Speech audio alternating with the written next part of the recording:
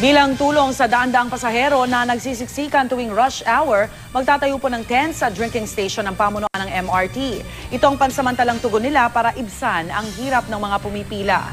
May live report sila pa Novel. Love.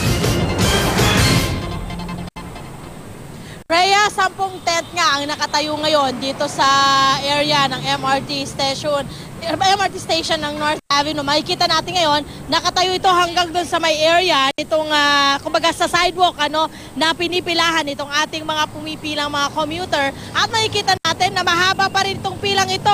Siyempre, Rhea, alam mo naman, nag-cover ka na rito. Itong pilang ito ay harapan.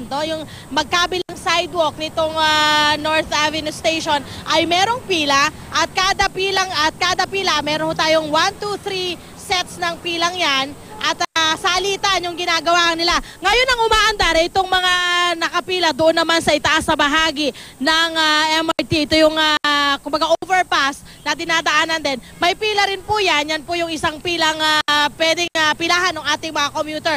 Bukod po dyan mga kapuso, meron ng ino-offer ngayon na libre tubig yung ating mga authority ng MRT para nga lang daw makabawas doon nga sa pasakit ngang na dinaranas itong ating mga commuter. Bukod pa riyan, ang Makati government po ay nag-offer ng libreng sakay ng shuttle na nag-uumpisa po ng 5:30 ng madaling araw hanggang alas 9 ng gabi. Mula po yan Lunes hanggang Biyernes para po maibsan itong tulong na rin po doon sa ating mga pasahero.